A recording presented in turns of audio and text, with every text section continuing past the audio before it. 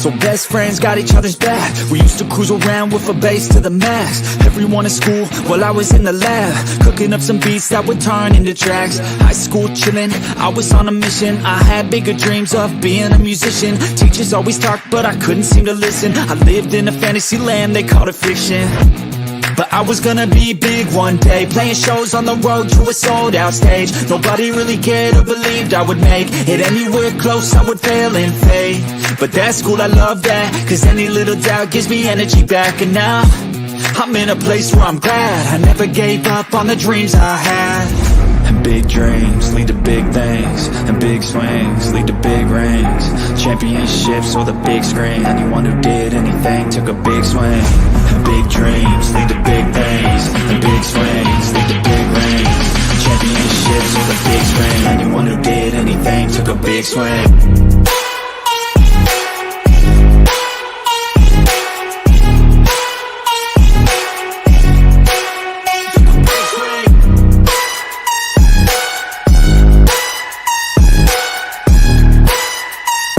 Yeah, let's go.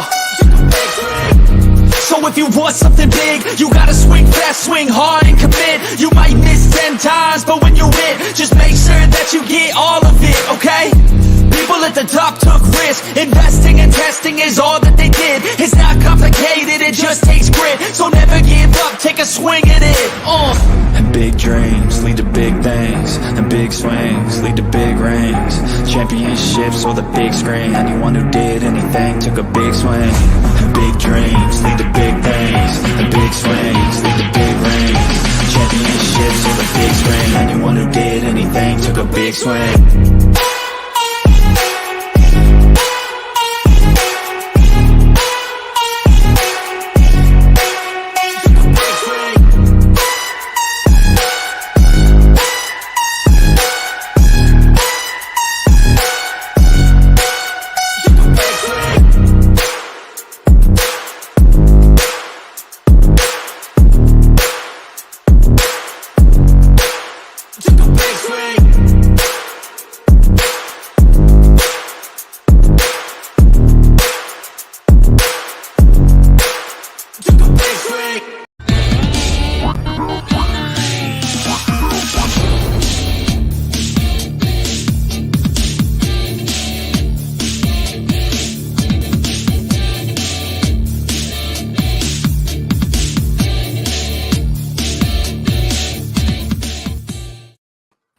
Hey guys, what is up? Welcome to Pick and Roll Podcast. What the hell? That scared me. Alright guys, welcome to episode Pick and Roll, episode number 69. I'm here with my guys, Nikki Steves, Coach Ed Glandy, Next Shift Randy, who is back. Welcome back, Randy. We got Spider Blades and Rio from Just Fans Podcast. How's everyone doing? We made it, boys. We made it. Let's go, let's go, let's go, let's go. Yeah. 69, doing fine. What better way to be 69. 69 if you got sticky fingers and sticky feet like the Spidey Man. Now I understand. What about a sticky mouth? Hey, pause. young Sticky game. feet to That's hang young upside game. down while Mary Jane gives you a kiss. I'm a Sixers fans. I got the colors. Hey, I got the green screen.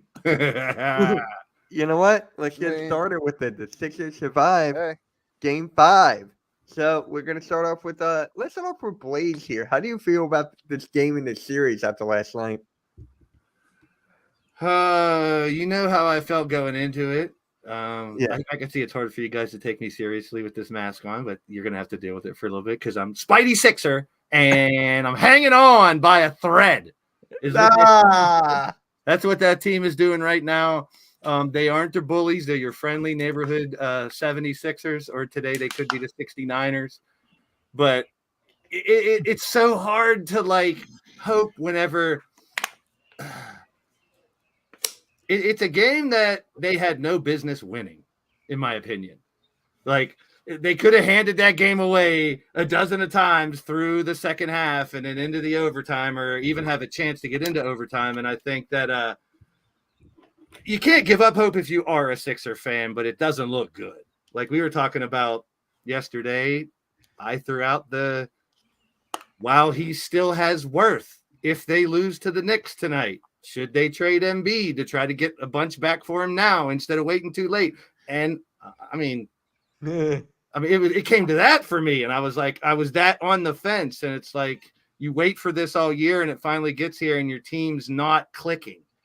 Like, can I blame it on, oh, they were hurt, they had to finally get together at the end, or oh, they never have their whole team? No, anybody, there's half of the league can complain that complaint that their whole team was never there. It's frustrating, but at the same time, you got to be optimistic because you're still alive. And that's the name of the game right now, is to stay alive. It's one game at a time now. So if they win the next one, then you got a game 7. It's anybody's ball game. But I thought it was done. I thought it was done last night. I did too. And Rio, how about you from the outside looking in? Yeah, it was a good game. I really thought the Knicks were gonna, close the door on them, but the Sixers stayed alive and they pulled up the upset. They lived to fight another day. Yeah, and Maxey had to drop 46 points. He had to become like Michael Jordan and Allen Iverson. It was a good backcourt between him and Brunson. I liked it. When you're down 6 with 15 seconds left or 27 some seconds left, it looked like it was done. It's them Reggie Miller moments. Coach remembers what I'm talking about. Reggie Miller with a couple seconds trying to make a miracle happen. That's always the case. Coach. Yep, I've seen those comparisons. But I mean, it's weird when it happens like that. You think, is there hope? Because I was close to giving up hope. I'll be honest. It didn't look good going into. I gave up hope. I gave it up I gave up hope. My guy. If I would have been live for that, if I were live, you would have heard me toward the end for saying this season's over, folks. Now it's time to go to the off season. We're gonna have a long stream about this. Then a few minutes later, when we're headed to overtime, folks, stay tuned. Game 5, overtime. Be coming right up.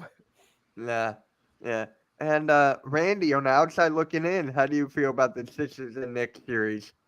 For me, it was a good game. Back and forth. I loved the play on runs. Definitely, that was really good. But for me, the one play that's going to stick out for me the most was when they allowed you guys to inbound the ball with Maxey. I'm like, foul him. I'm like, just foul him. Like, just hack him. Do something. Like, just and he pulls up just beyond half and nails that dagger. And I screamed. I scared everybody in the house. I was like, are you fucking kidding me? I was like, what just happened? And then afterwards, they even talked about it, and even Tibbs said, we got to talk more on the court. There's got to be a little bit more communication. So come game 6, I'm really interested to see if anything changes. So yeah, and Coach, we talked about it before we went live. How do you feel about this series right now? The Knicks suck. They Oh, rip. come No, on, man. no, I'm joking, guys. I'm They'll joking. suck for guys. 2 more games. They could suck for 2 more games for us. Coach. Come on. Here's the 2 thing. more. 2 more. It's karma. It's karma. I mean, game 2, you guys had it. We shouldn't have won, and we won. This time it's the same exact thing, but the roles are reversed. I mean, you can go through their questionable decisions on the Knicks end, but the bottom line is we cracked the door. And you guys kicked the door open and came in and took the win. Plain and simple. So got to tip my hat to you guys. You wanted it. And, the Knicks didn't. Jalen Brunson with the mistakes. I mean, Mitchell Robinson with the 4-point blunder. Just let him shoot. Josh missing a free throw. I mean, these are the little things. You talked about the fouling. I mean, these are the little things when you close it out. This team has not learned how to close out an opponent. When you have the opportunity, plain and simple, you got to be ruthless. You got to basically step on their throats. That's the old saying.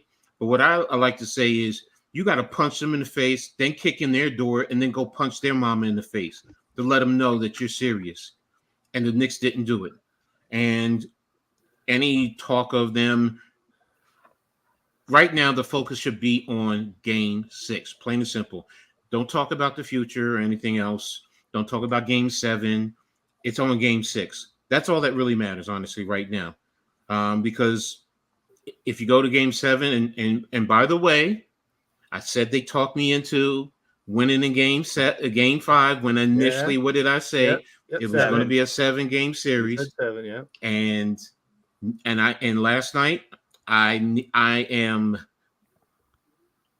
disappointed in myself because on my stream I was so excited. I was everything in those last, and NYG said to me, Coach, it ain't over. And lo and behold, there it go. And I know better. I let my fandom take control of the coach of me. And that part I'm disappointed in. Usually people turn to me because I'm a coach. And what does a coach do? Stay under control, not and let everyone else, but I let my fandom come out. So I tell you this much, I'm too damn smart to make the same damn mistake. Right now, my goal is on game 7. What type of adjustments is Tibb and the Knicks going to do? How focused are they going to be? How hungry are they going to be? Because that stadium, I really do believe you guys are it's going to be all Sixers fans in there. I mean, I know Knicks fans are going to try, but it's hard for me to imagine anything else. So right now, it's going to be a war. I'm rooting for my team to come out victorious, of course, but you know it's going to be that stadium is going to be rocking. You guys are going to be bringing the energy for your team, and the Knicks are going to have to find a way to fight through that because if they don't, we're going back to New York after that. So right now, my focus is on shooting down 95 to your stadium, 9 o'clock tip off. Everything else is not important anymore. It's only thing that's important is the Knicks and the Sixers, and the Knicks have to come out victorious. Go ahead, Mitch. You got it, bro. So, Joel Embiid had the quietest triple-double I've ever seen. Yeah, that's fair. And then he almost had a quadruple-double in turnovers. He finished the game with 9 turnovers. Yeah. So I'm just, Yo. so I'm just like, the playmaking was off, the awareness was off, his fatigue was off. This was not his best game by any means. We even joked he gave up a ball just to get that 10th turnover on the live stream. Yeah. Oh, really? It's kind of like, remember the movie Waterboy? When he had the ball and he gave it to the other guy. He was like, here you are. That's basically what Embiid did. That's basically what Joel Embiid did. And Tobias Harris had 19 points. Is that going to happen game 6? No. That's not going to happen You again. can't rely on Tobias to have 2 good scoring games in a row, or even solid scoring games for that matter. They all need to do well, which is we don't get that very often. Is they're all clicking on all cylinders. I mean, come on, y'all. I mean, I know y'all killed Tobias Harris, but you know, stay in the moment, man. Stay in the moment. He really did ball his ass off yesterday. He was playing good defense, you guys. He was He did play good. He played good defense. He played physical. He made plays when he needed to. Exactly. I count at least 6 or 7 passes that he deflected out of bounds and or was on a guy and a guy shot was off. Like he definitely plays. It's not his fault. He maxed out and got the contract he did. You guys offered it. He's like, shit, I'm gonna sign that and play. Yeah. It's like, I understand you got to live up to what you're making, but it's like right now I see a different Tobias. I see a guy that wants it. To me, last night was more about Brunson and Maxey because I think to me it was validation that those two guys having this phenomenal year in the regular season wasn't a fluke. They brought it into the postseason. Maybe not your boy Brunson as much last night, but throughout the series, he's shown that he can be that A1 man in the playoffs, not just in a regular season. And that's why we could be going 7 games. I mean, if you want to be brutally honest, I mean, right now, the biggest issue with the Knicks is Dante DiVincenzo. Yeah. He's not producing. If he produces like he has in the regular season, are we here talking about a game 6? Honestly, I don't think so. Probably not. I mean, he scored 8 points yesterday. I mean, he's been single digits the past 3-4 games when he's averaging dang near 20 points a game. I mean, if he plays even it gives us half of that. It's a different series, and they're foul shooting through. It's not just yesterday. It's quite a few games. I mean, they literally 10 free throws yesterday, 10, and it's everybody, Brunson included. They're all missing free throws. I mean, and you can't. That's gimme. That's like walking down the street and seeing a bag full of money, and you just walk right past it. Come I on, think it's man. happening on both sides, though, Coach. Maxey missed 3 free throws in the clutch last. I mean, he was clutch by hitting those, but those 3 free throws could have prevented overtime in the first fucking play. So are you Peter Parker now? No. Oh. He's Blaze Parker. He's Blaze Parker. It can only last so long. You can only last so long under that pause. Yeah. Damn. But if I'm the Knicks, they're putting OG on Maxey. They're saying that enough's enough. I'm putting my guy on him. OG's a dog. He can get after it. And you're saying enough of this fucking shooting from all over the place. We're gonna put our best defender on you, and we're gonna see if you can beat us. And I love Harvenstein. I love how he plays, but man, sometimes it's like you bang your head against the wall. Like, what are you doing, dude? Can't handle Embiid. But here's the thing. There's one thing that really frustrates me with the Knicks defense on your pick and roll with Maxey and Embiid. Especially when Robinson's in there, he's giving drop coverage. Yeah. He's not extending. At least extend him out, and then you can recover. That allows your partner to get into position because he's dropping, and then Maxey's just coming up and shooting the J right there. Where if as big as he is, as long as his arms, you're forcing him towards the sideline. You're not even doing that, and I don't understand why. And it's not just yesterday; it's quite a few games in this series, and I don't know why the Knicks are not. Are you that afraid of him, Embiid? I mean, is that what this is? Because as big as he is, Mitchell still makes it hard for him to get a good pass. You still can have backside help. So it's like now the big shot that he hit when he came off and Embiid was going and he hit off of the left was it the left elbow off the 3-pointer? Yeah, that was clutch. All right, I'll give him that.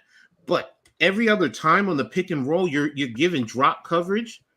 That's giving Maxey, and that's another reason why he's having a great series, because the defense is not doing what they need to do in terms of extending him and forcing him to go to someone else. And then you can say the same thing about Embiid and drop coverage as well. It's both sides, both sides to that. So for me, honestly, that's what I'm most afraid of. It's the drop coverage and having Brunson all that room at the free throw line. That's what I'm afraid of. Like the one thing you guys don't have the advantage over the Knicks, though. You do have him. I mean, he didn't play well yesterday, okay, but you still have him in terms of your pick and roll. We don't have anybody like that. I mean, you can say Hartenstein with his push shot, okay, but that how we've seen also where he shoots air balls off of it. Mitchell Robinson can't give you dag doodle off of his. You can only get him to lob to the rim. That's it. He has no offense. So other than that, and I think that's the thing with the Knicks. That's where, for me, if you're going to do pick and roll, sometimes get some of the other guys. Get OG involved in pick and roll a little bit. Yeah. Because now you can get him. He can now force your defense to do other things, and he's doing well with attacking the lane on occasion. He's not just sitting in the corner waiting for a three. He's attacking the lane. So, and that there's things that with the Knicks that I'm saying are like, what are you guys doing? But again, it goes both ways. Both sides are making mistakes. This is what makes for a great series. As Kendrick Perkins says, if you're a competitor, this is the type of game that you want to, this is the type of series that you want to see. The back and forth. It's a heavyweight boxing match, and you're getting it in the first round of the playoffs. So, it's not an easy sweep like other teams out west. We're going to leave them nameless right now. Yeah, but you had a good point about OG on Embiid. I forget which game it was. I think it was 3. Game 4. It was game 4 when Embiid had 1 point in the fourth quarter. Yeah. Yep. OG was Yes. I'm telling you, you gotta put OG. He's a good defender, man. He locked down Jokic when we played them. He locked down Jokic. So, well, I was talking about offensively. I'm not talking about. I'm talking about we use Brunson and OG in the pick and roll action just to give a different look. And if we're going to talk about a big in the pick and roll, I don't want to say forget, but not Hartenstein and Mitchell alone. Where is Precious Achiuwa? That was my question. Game 4, Precious Achiuwa what did he do? He forced Embiid to have to play out because he can shoot from the outside. You don't, and you only went 7 and you lost Bogdanovich. At least give me that, where you don't bring him in there to at least, because now if you do that, Embiid has to come out, and that opens up the lane, because there were times that you guys were putting 4 in the lane when Brunson is coming in. So again, it's questionable. You guys made the right adjustments. Shout out to Nick Nurse. He did a good job in his adjustment. Tibbs, now it's the chess match moves to you. How are you adjusting, and what are you going to do?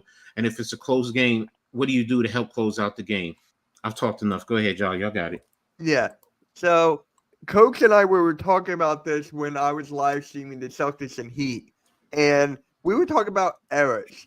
So we were talking about how like LeBron James, Kevin Durant, Steph Curry, all of these stuff they're losing, and I feel like this era is pretty much over. We're in the Luka Doncic's now, Anthony Edwards. You can Jokic. You can throw Jokic. Jokic. You can throw Wemby, Rios' favorite player. You can throw him in there. What time was his first playoff game? I don't see him. But yeah, so it's this era. It's like that era. Curry too. Is that era kind of over? Randy, I'm gonna start with you on this.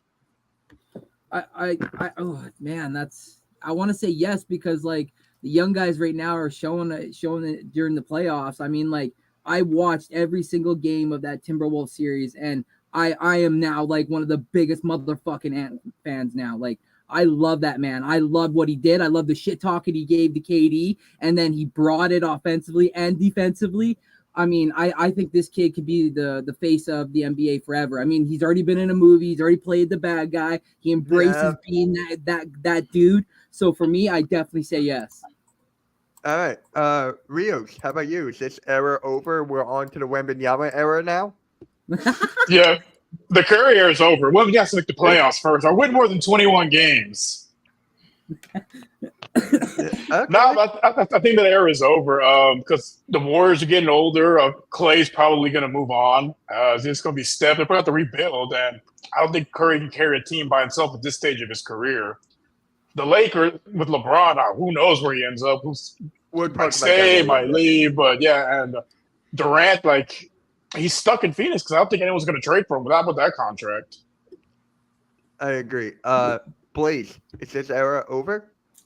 Yes, but it's an exciting thing because there is probably 24 young talents that can, it's almost like one for every team almost, if you think about it. Like there's this gem hiding on every team now. So I'm gonna go back to when I was a little kid, and then you had Dr. J, you had Magic, and you had Bird. Now when that one wound down, it wasn't just like Jordan right away. There was this little, oh my goodness, like who's taking the reins? These guys are getting a little, they were still there. Jordan, then you had that crew that Jordan came around with. You had the Kobe's era, and like LeBron's last couple years now, Durant, all these guys that we've seen for the last 2 decades. You got to think it is time. But 2 things. Number one, I'm really happy that we got to really live through this era with the Durants and the LeBrons and et cetera, et cetera. And like I said, I can't remember a time when there's more superstars. Now, there's also that elite level above there when you go up to that top tier. But right now, elite superstars, there's ones on almost every. It's so exciting for the future. So, yes, it's over, but I'm excited for the new era big time. Kevin Durant. That's good. That's good. Nikki, is this era over? That era is starting to fade out now. Now you see we're at that point where the younger guys are step up. The teams with, in this case, the Minnesota Timberwolves with Anthony Edwards are going further in the playoffs than the Lakers with LeBron, KD-led Suns, Warriors with Curry, who didn't even make the playoffs this time around. You're starting to see the Tatum and Brown Celtics, even though those guys have been there for a bit. They're one of the contenders. Jokic, his Nuggets, is fresh off a championship win. We're at that point where these guys are stepping up. Yep. And Coach, you and I talked about this the other day a little bit. And you got the Nuggets and Wolves as the main series of the second round. We were talking about that late. I can't wait for that, man. I can't wait for that. So, Coke, And the Well, you guys- SGAs. So, but I'll let Coach take it from here. Coach, go for it. It's over. I mean, you guys all hit it. The transition. I mean, if you look at it, the young ascending superstars. Let me phrase it. Let me back up. Yes, it's over, but it's slowly ending right now, and that's the thing. I mean, you think about it. There's one that most of us haven't talked about, Pablo Bencharo. I mean, he's one that, as long as his game continues to develop, he's going to be one of the elite ones, maybe in the East, so you can go through, you guys hit the ones in the West. So, and it's as Blaze said, it's exciting. You have to love it, this transition. So at least you're not going to have a what if or a dead era. So, and now after last night, Tyrese Maxey, he has now put his name on the map as saying that, what, he's one of the elite. And I'm going to say this now, my unpopular opinion, this team is not Joel Embiid's anymore. It's Tyrese Maxey's. Well, that's just like we were talking about Cat and Edwards at the beginning of the year, Coach. Remember that? And we were all kind of like at the same thing, saying Ant can take over, but it's going to be up to, Cat kind of letting the younger guy be. All this, what it all comes down to? What a pro wants. What a pro needs. Please don't. That's a good one. I like that. that. Quite at that point with the Sixers, because we see with Embiid, they had a much better record with him, so we're not at that point But yet. Now, if we get to a year or two from now, maybe, but not at that point yet. I mean, I get it. It's just that I watch Embiid, and to be the player that he is, and I get he's hurt right now, but still, you threw a 50 piece on the Knicks, so I'm sorry, there's no more excuses. Yeah. You have that. He should be dominating, period. And the one who's dominating consistently through this whole playoff series is Maxey. Yeah. He's saying this. He's taking the mantle. It's just like as a Knicks fan, it was Julius Randle's team. Brunson came in and took over this team.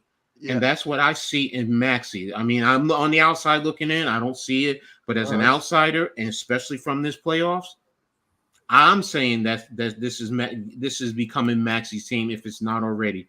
Well, I agree with your assessment. Shout out to Earl Cole. I agree with your assessment because when I was on the post team at Philly Sports, my main dive says he goes, Maxey to Embiid. Look at me. I'm the captain now. I'm the captain. You got to give him the reins. You got to. I mean, it's a young man's game. Maxey set a stamp saying he's a future face in this league. You can argue that. Mitch, what did we talk about the last year about what Embiid could not do late in the season in the playoffs? Close out the games. Yes, he looked awkward doing it. As great as he is, he didn't look like the guy that we could just say he's going to take the last 12 possessions and close it out, whether he dishes one or two and tries to complete. Embiid can't do that. Maxey can. He showed last night he can. And we got two players that can drop 50 throughout the playoffs of not closing. Yeah. And that's what I mean. We needed a closer. They need a closer.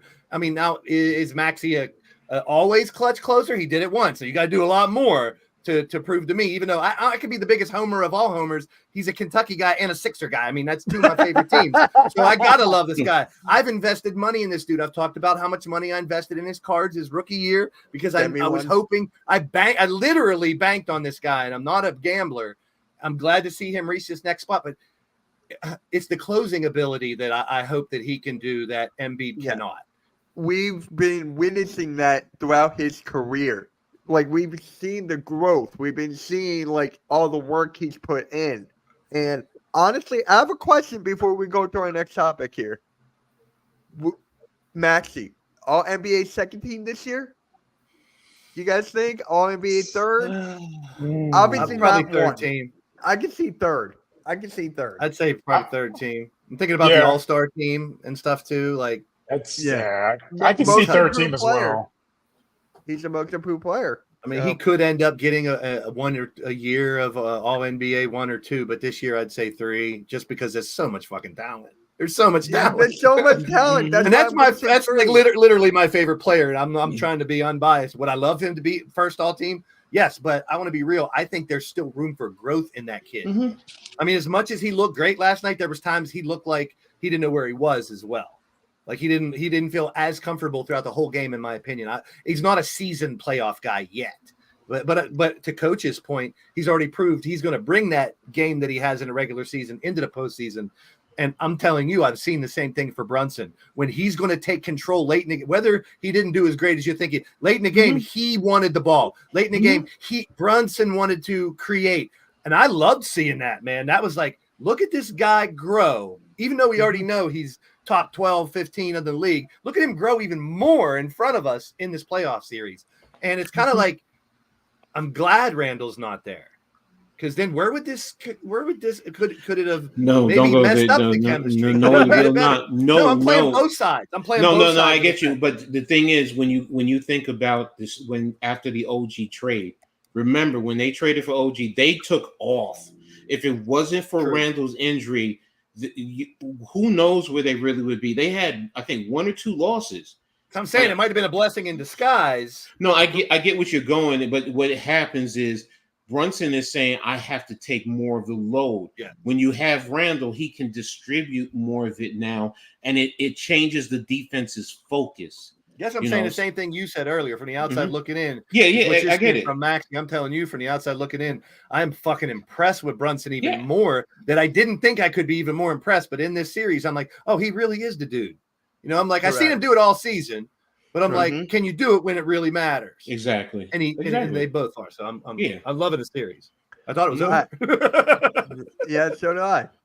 I'll be real. All right, TRL, where the hell are you?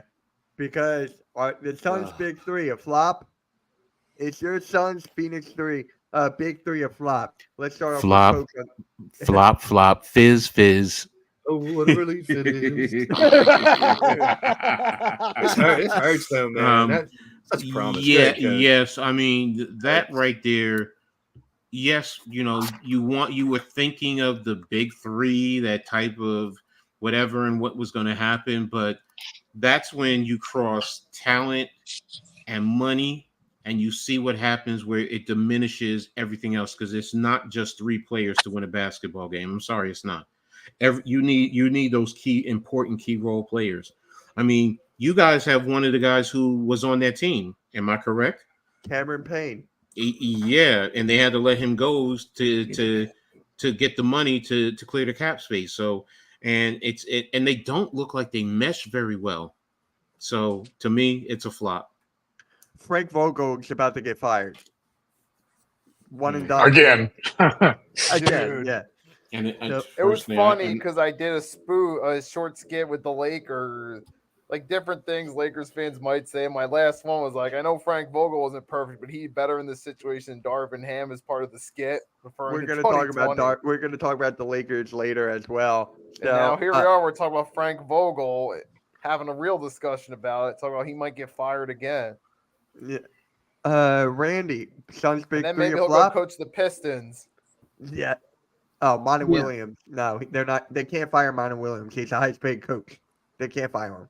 Well, it's part joke, but yeah, I know what you meant. Randy, Suns big 3 a flop. Yeah, man. Exactly like Coach said. You know, it's not just 3 dudes. It's a team, and the roster construction didn't really have a backup point guard or a true point guard.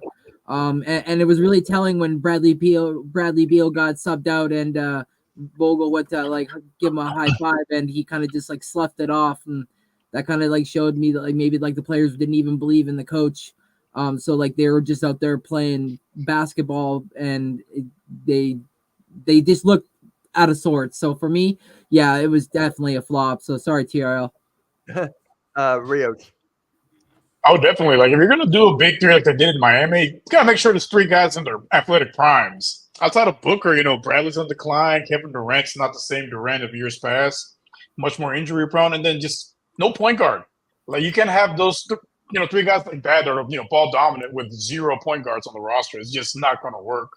And then after those 3, it's the talents up here with those 3 behind them, down here. Like, you can't win basketball games with that kind of roster construction.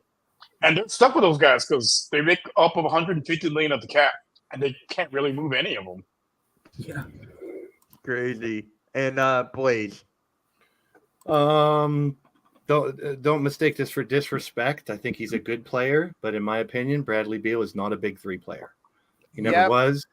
I kind of question why, and I think Durant wanted him is one of the reasons people are pointing out. But he's a good, solid player. He's a great player, but is he a big three? I mean, to me, big three means you're elite. You are up in that elite because we can't be just three all-stars being the big three anymore. That's back in the day when the big three started. That it was very rare that someone had three all-stars on their team, right? So nowadays that standard has to raise. It can't just be a team with three all-stars as a fucking big three because every team has at least a big two, and they definitely got a big one. We talked about that earlier. So if you want, in my opinion, you want to elevate, we're going into a new era, right? Let's change the game. Can you say big four? Not really. No team's going to invest in 4 max contracts and bullshit. And we've seen before where just taking all stars and throwing them together doesn't mean they're going to make a good team. Exactly. It goes back to the coaching. It goes back to the general managers. It goes back to how they run the team all together. So this one hurts a little bit because one of my Western teams is the Suns. I've always loved the Suns. Barkley, Chapman, all the guys I used to play had their stint with the Suns. Dan Marley, a bunch of old guys from the Suns I used to love. Kevin Johnson, I could go on and on. I've always loved the Suns. And I thought this year, I questioned the Beal part, but I thought, and I'm not using this as an excuse because I always say never use injuries as an excuse. But beginning of the year, man, these three never got a chance to even click or play a couple weeks in a row together. But I think the silver lining underneath all this is Grayson Allen. We've seen him kind of come into his own and finally shake off what those demons of his past, so to speak, and show he could be a consistent player. Not a big three, but I mean, do you need a big three to be a champion? No. I'm sure everyone agrees, but does it help? Sure. But they have to work. We saw how the Clippers were beginning of the year when they first put those 4 together in the Clippers, right? And I said, I can't. Out of my house. I can't stand these 4 as players. Really, they're not my cup of tea. But if they get those 4 players to click, the Clippers will be dangerous. And look, mid-season, what they were doing, destroying people because they're playing well. Now it's shaky. But I think it sucks that this is happening to the Suns. But I think it's different situation than like a Sixers or the Knicks or all these other teams that could be dealing with that are kind of in between. I think the Suns need to chop it down, restart. Try something different and really overhaul that team. Coach, he had Jalen Hurts on the green screen. Now he has the Commanders. There it is. There it is. Okay. All right. So oh God, what is Blaze doing now? What is Blaze gonna do? Uh-oh. So all right. So I just got to bring up this comment and then we'll move on to the next one. Oh wait, You just missed. Sorry to cut you off, but you missed out my take for the. Oh, I did no because we talked about it before a little bit, but go for it. Yeah, but I touched up for a second yesterday, but I don't know if you guys remember last year when this happened. I said it was risky, and I thought the odds that was going to work out for a championship run were low. Because at the time, I'm looking at wait, these guys don't have much depth outside of those guys. And come to this year, really, they didn't have much depth. Because who stands out on the roster beside the big three, Booker, Durant, Bradley Beal? Nobody. And then we see what actually happened this year. They got swept in the opening round by the Timberwolves, and they were the 6th seed. On paper, they were supposed to be one of the top 3 seeds at least and have a shot at contending. But it didn't happen. And Bradley Beal, he didn't put up the same numbers, which tells me that he's a good player. I can't consider him great because I consider great and elite hand in hand. I don't think Bradley Beal's quite there. And, you saw that he wasn't up to that level. I think he stat padded with the Wizards because he was the only reliable offensive player they had. And with him now on a super team, quote unquote, it didn't click. They came as the 6th seed. They got beat in the opening round. So ultimately, yeah, it was a flop considering the hype. Biggest flop in recent years? Yes. And I think there was more people that actually bought into this than the Russ, AD, LeBron Lakers. I think some people saw the writing on the wall there. But Mhm. yeah, this is definitely not what it was supposed to be for the Suns. And I think their championship window is definitely closed now. It's just a matter of if they can make the playoffs these next couple of years, I think. Yeah, And then you might see him slide to the play-in like 3-4 years from now with Devin Booker trying to carry whatever he has on the roster. yeah. Blow it up. Blow it up. All right, because we saw the Timberwolves take on the Suns, and with Anthony Edwards just having a damn good series against the Phoenix Suns. So my question to you guys: Anthony Edwards, the best shooting guard in the league, he's got to be up there. Send Booker to Philly. Send Booker to Philly. You want me to clip that?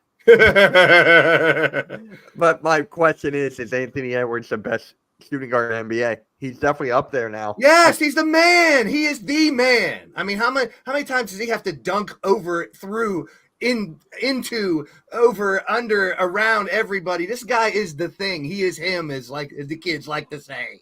He's showing it. He's doing it over and over. This guy has no reason doing this. He's in a team in the middle of the Midwest. He went where people really didn't realize how great he was in Georgia. He's blowing up, and he's young as shit. I mean, we talk about the Holmgrens and the Wembys, the two younger guys fighting for the rookie of the year and stuff. This guy's going to be like, hold my beer. I'm ready. Get out of here, LeBron. I'm ready to take the damn crown. Yeah. I mean, No, I agree with Blaze. After that game 4, he just cemented himself as the best shooting guard in the league. Because I mean, what a performance! jaw dropper, dude. Just straight domination. They could not stop him. Crazy. Randy, you said Yeah, you were man. a big time fan of this guy. Is he the best shooting guard in the NBA? Yes, like fucking hands down. Like I would give up Scotty Barnes. I would give up Quigley. You want picks? You get 10 of them. Whatever ones you want, take. Like What? I would kill to have him on my team. I haven't seen a guy with hops like him since Carter, man. Like him running back on defense and blocking shots and like his head hitting the backboard and falling because he has that much leap ability. Like this kid, like I said, his dog mentality, his I don't give a shit what you guys got. I'm gonna take over this game and it's my game attitude. Yeah, he look out. The NBA is just along for the ride, and we're his story. Hey, he's not the crazy. best shooter, though. He's not the best shooter. No, Let's not no, get confused. No. Let's Yes, let's shooting not confuse guard. shooting guard with shooter. It's just a position in a game that's pretty much positionless, which we've talked about a lot. Yes. He might be the best player in the NBA. Let me just And I throw think- that out. And I think this ascension started, like we mentioned, months ago during FIBA. Like you saw him taking that next step. Yep. Yeah. Yep. So he's better than Luca? Could be. We don't know. He's just getting started, bro. He's literally just really getting started. Like last couple of years, he's ramped up, but he's just getting started. Yeah. Now, don't get me wrong. I said it earlier. There's 24, little baby superstars ready to be blossomed. I'm not saying Ant's the only one sitting on top of Exactly. this Rushmore by himself. I'm saying he could be the one, but there's probably 5 that could be the one to be next because we're losing LeBron, we're losing Durant, we're losing So Steph. Wemby. He's right there with him, but he's only a year in. We can't tell very much within a year. Yeah. Oh my God. Coach, best guard in the NBA? Best shooting guard? Muted. You muted, Coach. He's gonna say no. He's gonna have a real good reason why, No, he's not the best shooting guard in the NBA. and he's gonna have a He's real the good reason best. He's the best player in the NBA. There you go. Period. Hands down. why. Yeah. But yeah, no, I mean, you guys hit it in terms of his ability, his talent, his attitude, his mentality. What hurts him is that realistically, he plays in Minnesota. You put him in New York, you Yeah. put him in LA, you put him in Philly, Boston, Chicago. I was just going to say, Miami. none of us are Wolves fans. None of us have, this is just us as basketball fans being real, Yeah. what we're seeing. Mhm. So Because you I mean, rarely see Wolves on TV. And you know what Rare. happens when Ant does things like he's doing? Other people are saying, wait, I can do that shit. I can try to compete. Then next year, John Morant comes back, a guy named John Morant, and he's saying, wait a minute, I was supposed to be the one that gave everybody the wow moments. Step aside, Ant, and now you got like 6 players that are all doing it throughout the whole fucking season. NBA is, I mean, I'm just hype about the next era. I really am. Yeah. And the thing about Anthony Edwards, like you said, shooting guard, he can also play small forward. He can play point guard. Yep. You know, so that's why to me it's not basketball, like Blaze said. Yeah. It's not shooting guard. He's the best player right now. Have you ever heard anything off the court about him? Bad attitude, missing practice, bad. No. Have we ever heard anything negative about Anthony Edwards? I think I heard something about he uttered a 6-letter word starting with an F about a summer ago. I don't know if it was just Okay. Well, I mean, that's what I'm saying. Have we ever had any kind of personality issues? Because if we're looking at him to be the face, you got to have it all. You got the marketing aspect, the on the court. The personality, the guy on the mic, you got to have a little bit of everything. Kind of like a pro wrestler. If you're going to be the face, you got to have everything. I heard Adam Sandler say in an interview that he kept calling everybody sir, yes, ma'am, during this on the set for the movie he did. So like that right there told me a lot about his character and like that, he was there, he was his business and, treat everybody the same. So for me, one other question about Ant. What kind of shoes does he wear? I should know this because I used to be the sneakerhead, but what brand is he? Does anybody know what brand he is? Adidas, but they're ugly. They're pretty ugly. All right. Well, hey, that's the thing, though. Remember, he's up in the game. He's the type of player another. So that could make a shoe company bigger because of he gets bigger. This happened supposedly like around summer 2022-ish or something on an IG video or something. Because I just looked it up. So this was a few years back. I mean, I don't know the full details, but But no big problem. He's never beat up his girlfriend, got caught with a gun. We never, you see him in interviews, he seems pretty cool. It doesn't seem like a dick. Like, I don't even want to talk about LeBron's interview. We can when we talk about him, but that LeBron saga is going to go on all summer. Yeah, but so Anthony Edwards, Lord help us. Anthony Edwards. But with him, though, it's pretty much, for the most part, it's passed over. Now, you don't really hear people talking about canceling him over that. I mean, it was hot for a minute, but now it's cooled over. And all you hear now about Anthony Edwards everywhere you go is positive talk about him.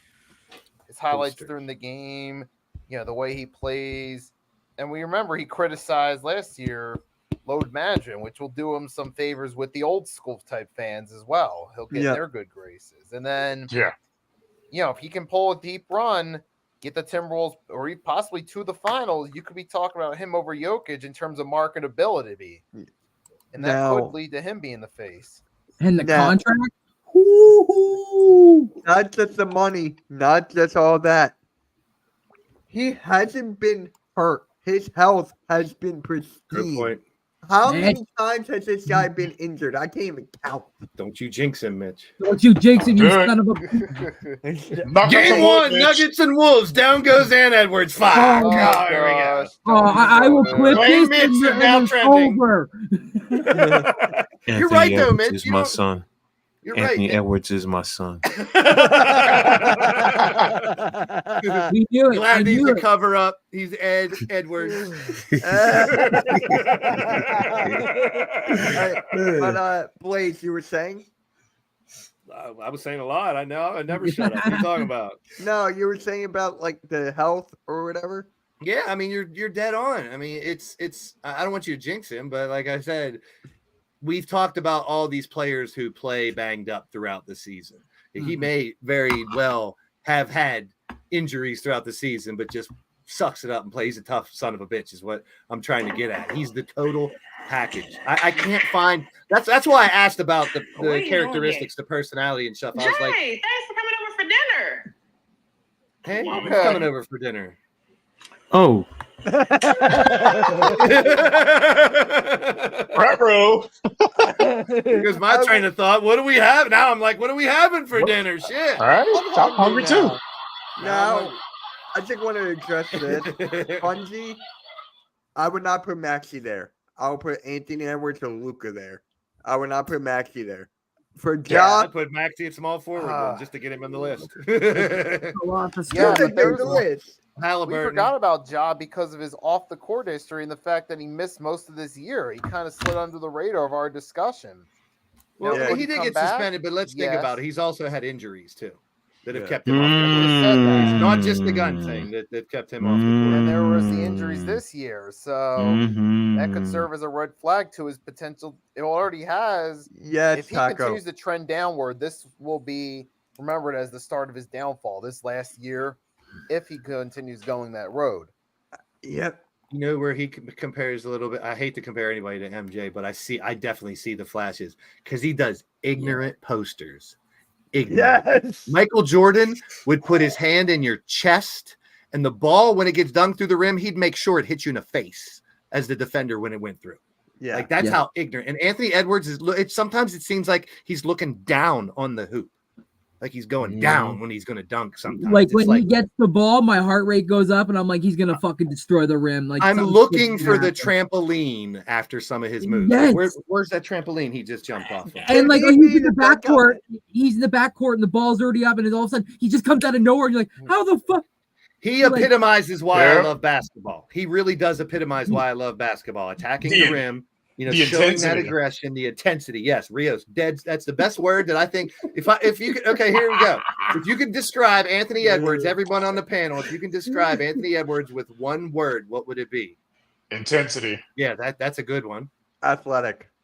That's a good one. Monster. KILLER. killer. Superhuman. I'm thinking superhuman is some of the stuff it makes. me That's think. 2 words. You said one. That's 2 There's words. a hyphen. It's hyphenated. No. It's 2 words. Don't make me look it up. But no, I'm it's hyphenating that his, shit. he has that killer instinct just like MJ did. Just go out there and take Yeah. your soul. Okay, unworldly. That's one Good word. one. That's a good one. Unworldly. I mean, we had like half man, half Unworldly. amazing was Vince Carter, and like he needs a couple more nicknames. Like we had the Rain Man with Sean Kemp, and that's what I miss. Back in the day, all these guys, the Ice Man, Clyde the Glide, Magic. Chocolate I mean, Thunder. Magic's nickname was so good, it became his Panther. first name. Let's bring back the big time nicknames for the Chocolate NBA Thunder, players, yes. bro. Yes, but- Chocolate yeah. Thunder giving Oh! dunk all his dunk nicknames.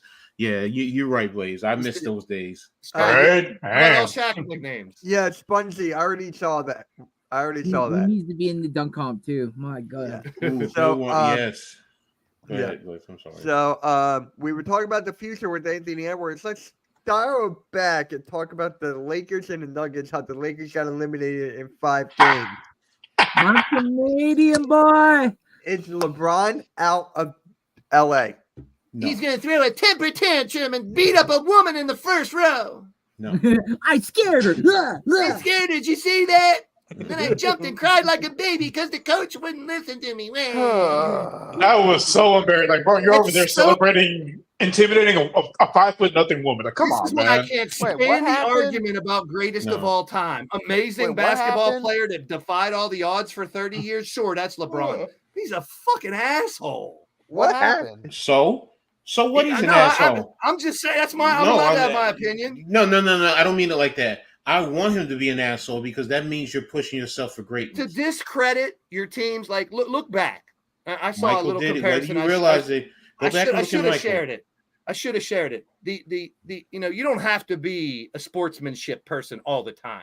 But Exactly. if you never shake the motherfucking other team's hands, you show them no respect, and you go and make excuses on the podium like a little baby and don't want to talk and putting the mic down. It's embarrassing for someone who's Yeah. supposed to be at the top of his profession. And I love his game, the old game. And if Embiid starts doing that flopping shit like he was doing the last 2 games, like LaFlop, I'll think the same thing about him if he says dumb shit. It's embarrassing for LeBron to act the way he does when you're that guy. Nowhere close to Jordan in my book. Great player, all-time scorer, great scorer. But I look at the entire picture. Your I do too, personality, Blaze. your sportsmanship, how you are with your teammates, how you are with the media, how you are with the fans, how you are on the court is number 1 by far. It's a game, and it's all about on the court. But look at all this shit that he does now. That he got grown women calling you a crybaby in the game all the time. Like, I know most people say, so what? But it's now that's like his persona. Does that not? I mean, he doesn't care. He's that godly himself that he's now. Let's get a fucking gold statue for him and start bowing to the motherfucker. Then let's start going to Church of LeBron. Let's start that. It's They already ridiculous to started. me, man. No, I get where Started you're going, Blaze. Blaze, I get where you're going and what you mean. And in that regard, I respect it. But when I played, I'll be back I in a don't give minute.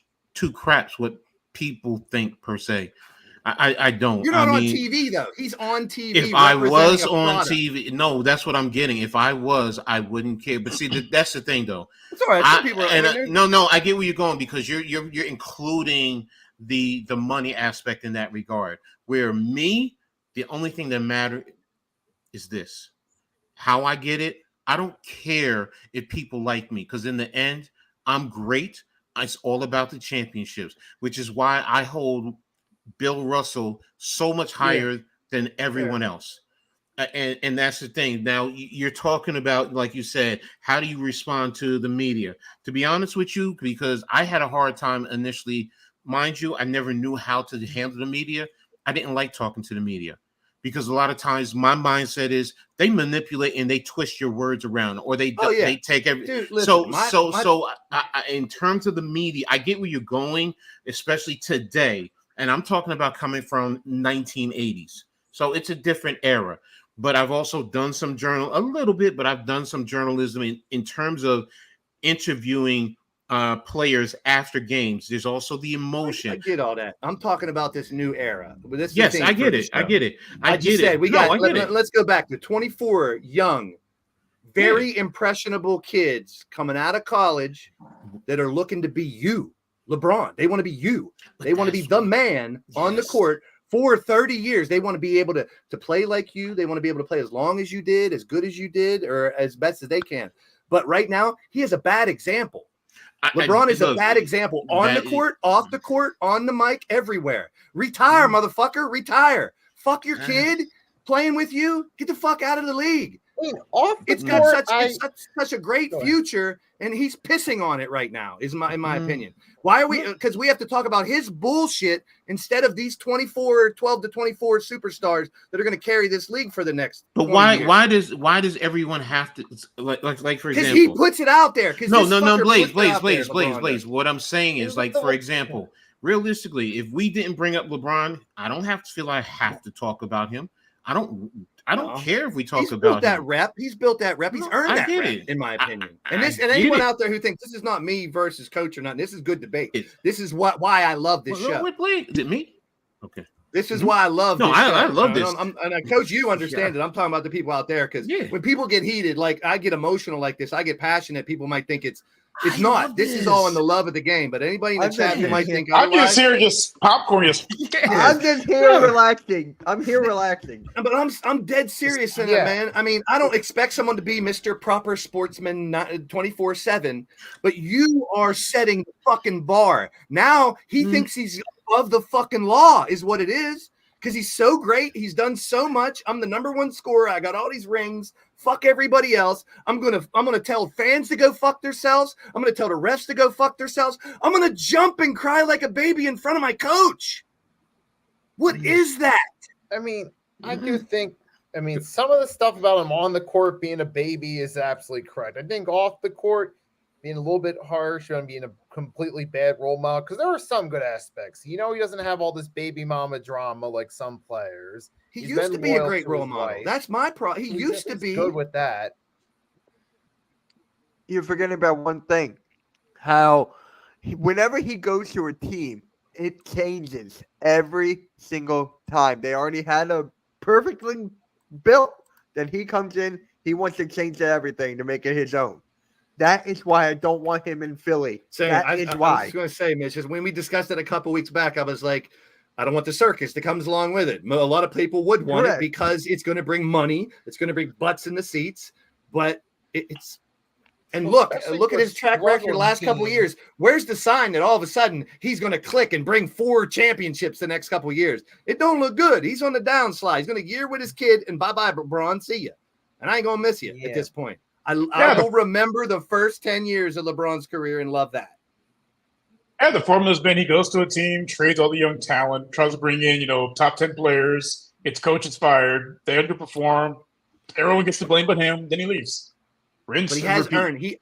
earned this spotlight. Don't get it twisted. Don't get my words twisted, people. Mm-mm. I may not be a fan of what he does, but it's all the time. It's not just there's been one incident last year and then one this year. No, it's pretty much you can't watch a LeBron game without him yelling at a coach or a ref or a fan or just one game. Just give me one game. But that's him. He has earned that right. That's what I'm saying. I'm defending him at the same time that I'm bashing him. No, Blaze, you're right. But see, when you talk, because you're talking about him being a prima donna. That's how I'm taking it. God, he thinks that he is what he thinks he is, in my opinion. That's something Which crosses the line. Big time I can never say. I don't interpret it that way. That's me. But in terms of the prima donna attitude, no disrespect, that's been permeated for the longest while. I'm sorry, I can take that back to Isaiah Thomas with the Detroit Pistons. Yep. To me, and I guess that's why. I guess why for me through the years, what I'm seeing with LeBron is just a normal. And I'm as a Knicks fan, you heard me say it. Julius Randle sitting there crying to the referee after a play. Every player has done. Now you want to say because he's bigger in life and it's magnified. Okay, I get it. But I guess because I'm compartmentalizing and I'm looking and I'm saying, well, dang damn it, every damn player does it. You got to make a lady in the front row. You got to flinch at her because she called you a crybaby. Is that necessary? What is that? Okay, now you lost me. I don't know. There's a lady in the front row that called him a crybaby. He walked over to her and went like this to her. To a woman in the front row, like he was going to punch her. Wait a minute. Back up a second. Yeah. LeBron James got in a called a playoff crybaby. She was going like this. It's all over the internet. She's going like this to him. He goes over all the graphics right on it. He's saying these fucking refs are terrible. They're fucking terrible. She calls him a crybaby. He goes over right next to her, walking by her in the front row, goes like this. Again? And then goes goes over to his teammates and says, "Did you see me make her flinch? What is that? Are we in 5th grade?" I have to back up there in terms of that. That I can't defend that. I won't But whether it's a woman or a man or a kid or a grandma, why are you pretending like you want to fight a fan? Unless even if I mean the only way I could say here's what I'm saying. You're right in that regard. That's wrong, and I'm not going to defend that.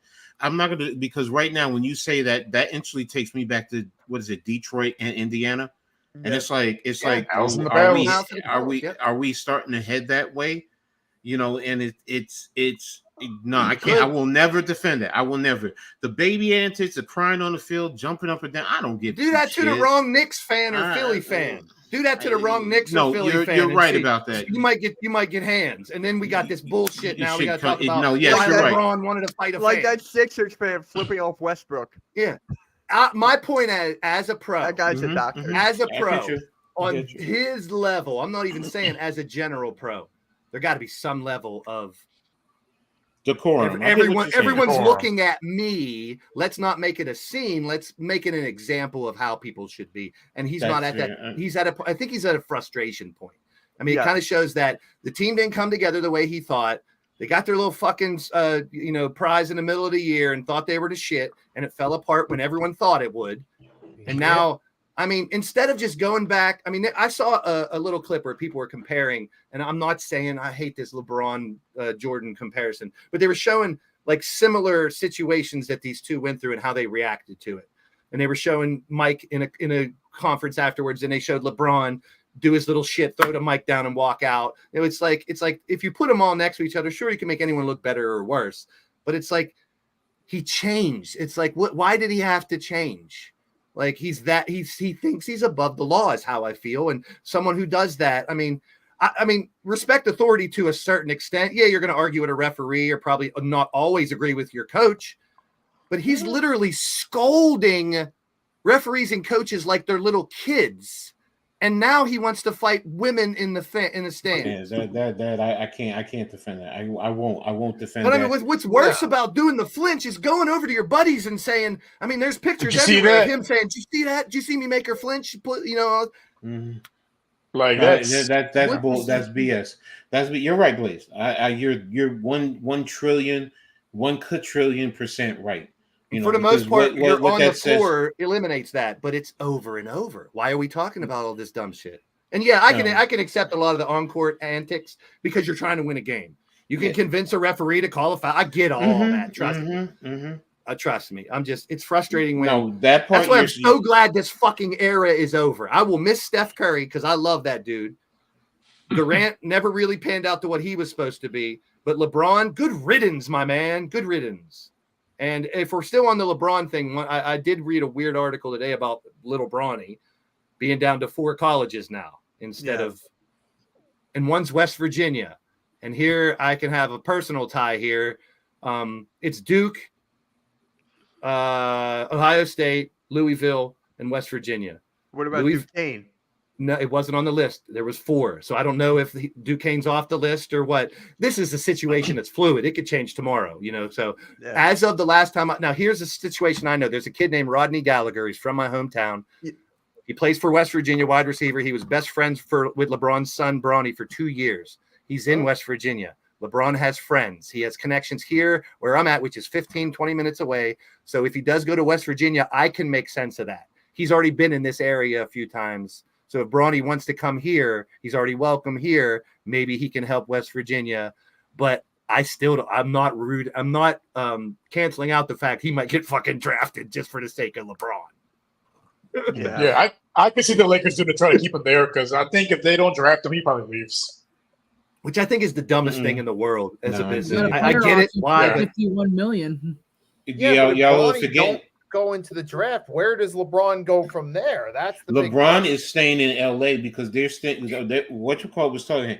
All his businesses, he has so many business. Everything that he's doing is geared to staying in LA even after he retires. Yeah. So that's why the organization is trying to do things per se, because that's what he wants. He wants them to do that. Now, if he's not playing for the Lakers, for me, my opinion is he would just retire. I would say I can't see him going to anyone. I mean, he's not a KD hoe where he's just going to go try and chase a ring in that regard. You couldn't see him go home one more time to Cleveland or something? Nah. He's already done that. Yeah. He's LA. He's LA. He's LA. Now, if I can't, I don't think it's going to happen. But if the Clippers were to find a way, I could see him saying, "I'll." Nah, you know what? Let me backtrack. No.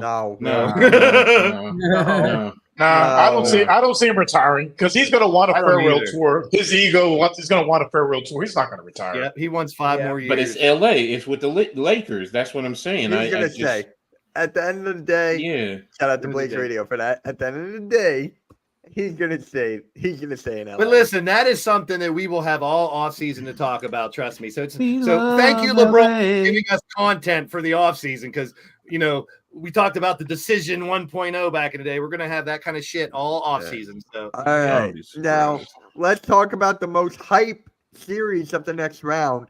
Minnesota Timberwolves versus the Denver Nuggets. Well, now that Mitch jinxed it and Anthony Edwards is getting hurt in game Okay, 1, there goes this. Well, you said jinxed it now. You said jinxed it. Kidding. I'm joking. I know. Oh, great. My Siri went off because of that. But, Timberwolves versus Nuggets. How do you guys see that series painting out? Who you guys got on top? Pause.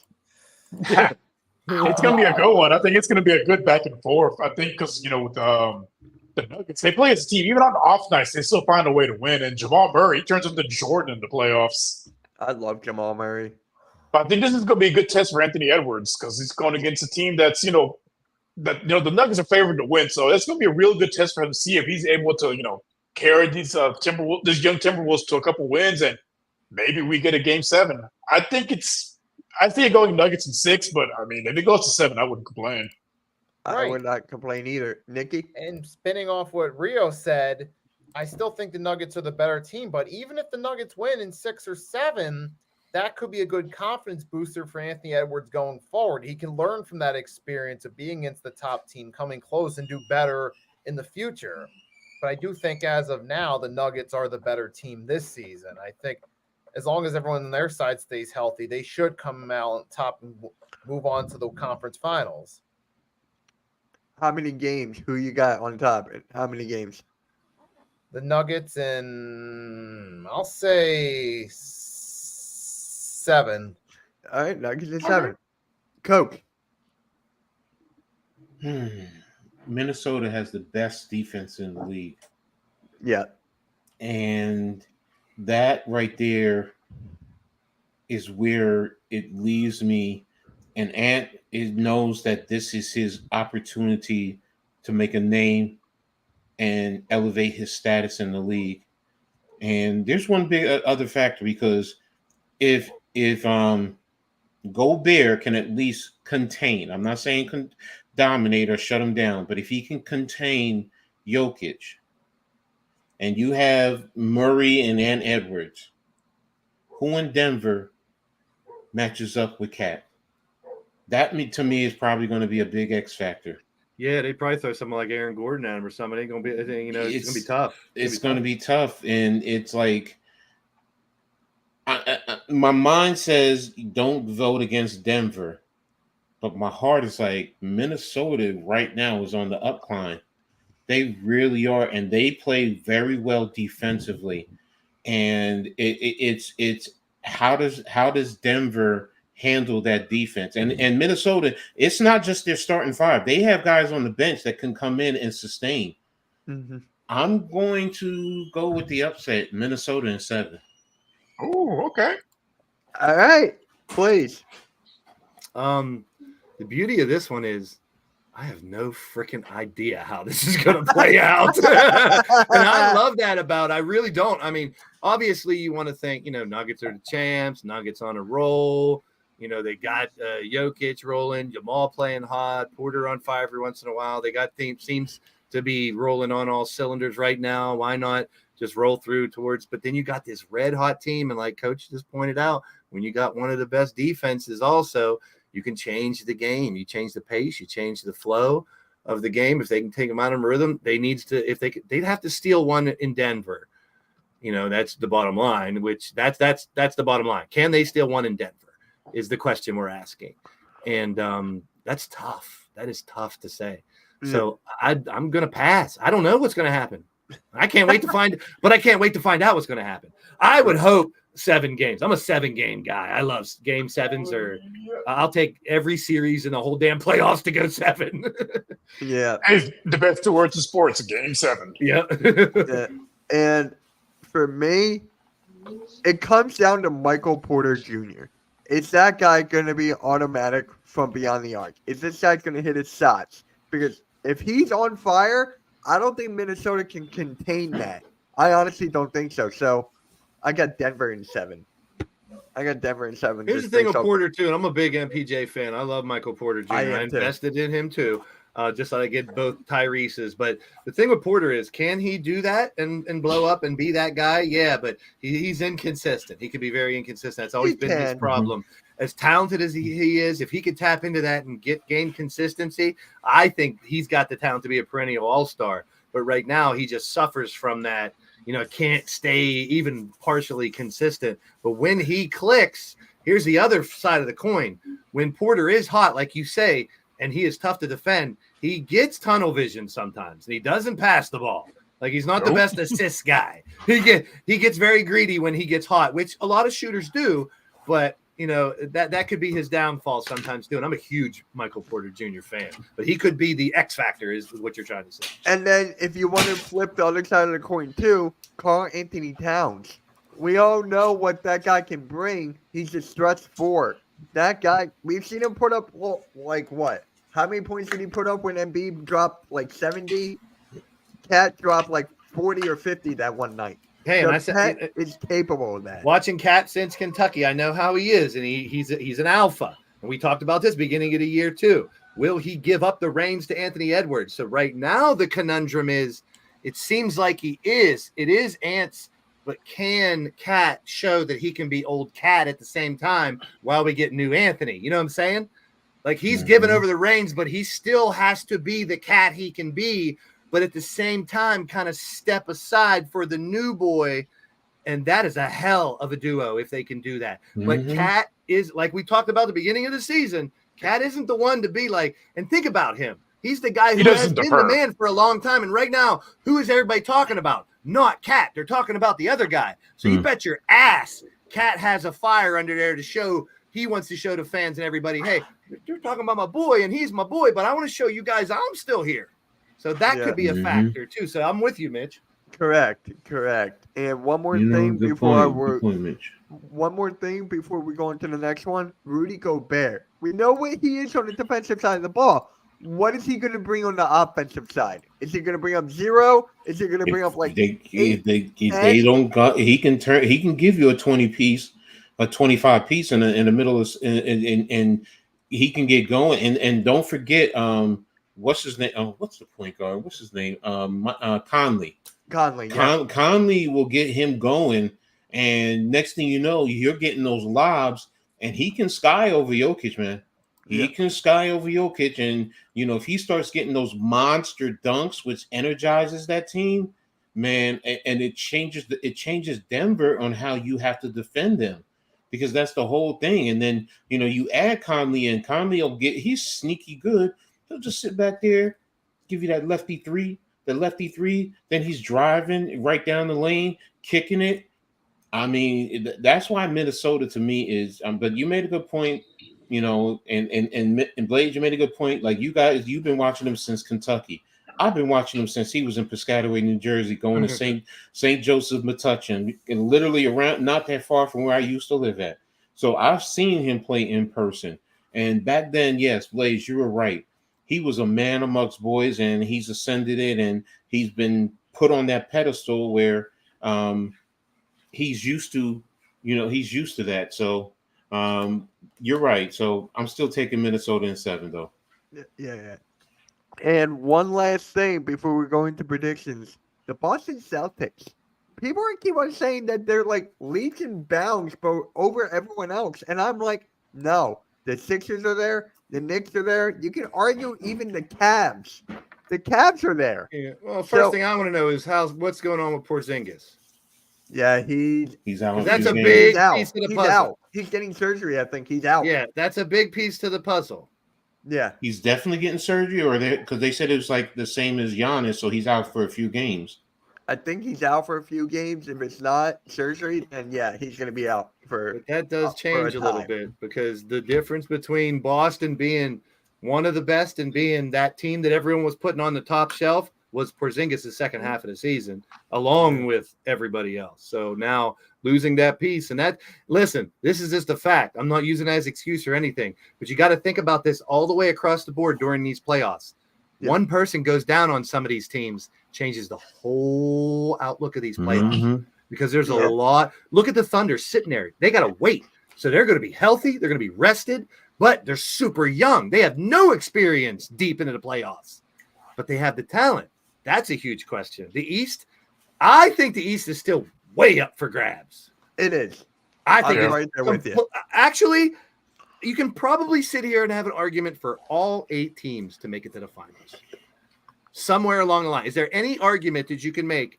And listen, now I'm throwing in the possibility of Giannis is done for the season. Like things like that. Giannis is out. And then they go to the next round and someone else is out. These things can happen where a path opens up.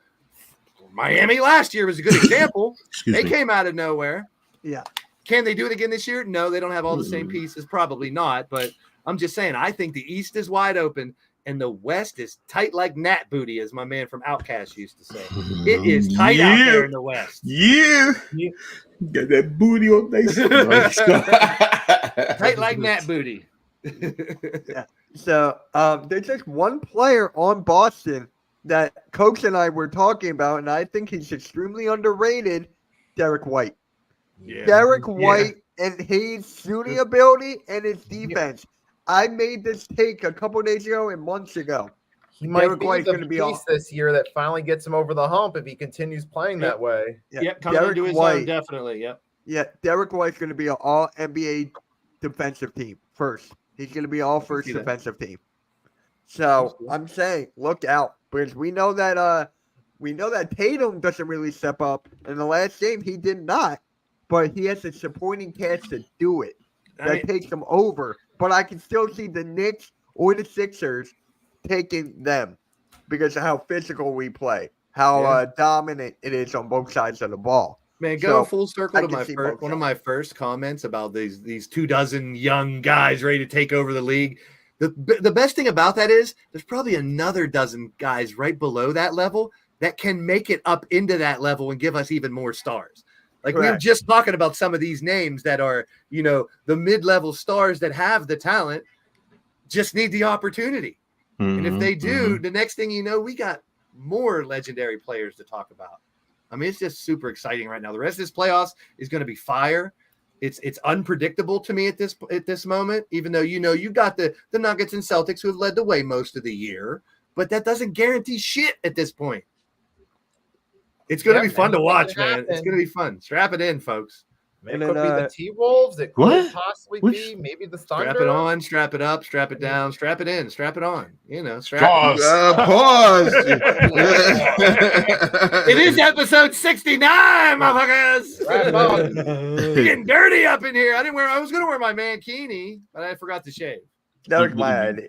Yeah. You don't want to get grimy like that, bro, because you're talking to the wrong one, man. Come on, pimpin'. Let me stop. All right. So, Coach, how do you feel about Boston? Leaps and bounds over everybody?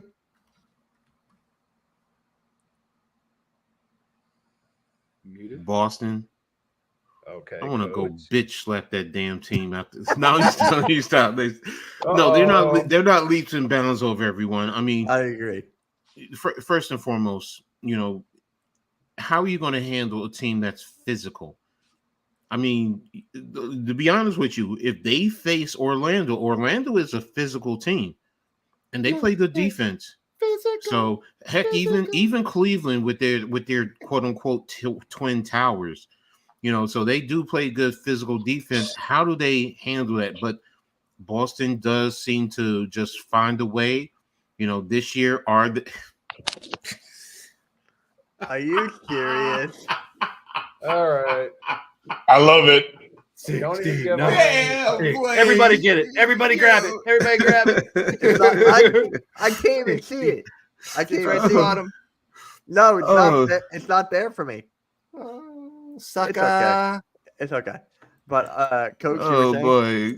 boy, oh damn boy. Yeah, I mean the physical level. How do they do? And you want to know what?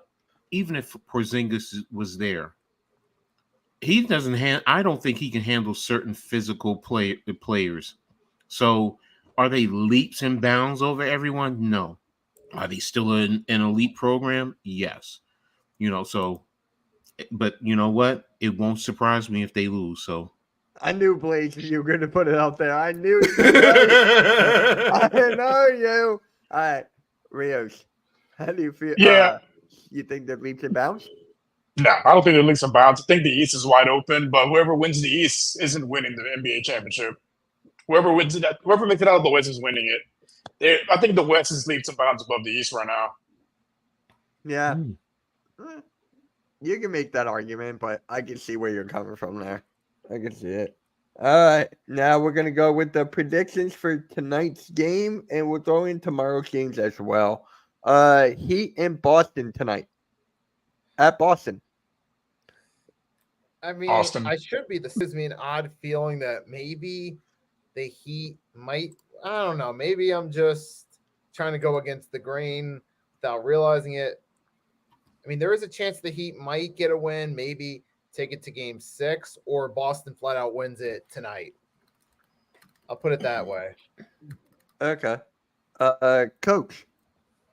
we ain't having no Boston Tea Party. So, Boston.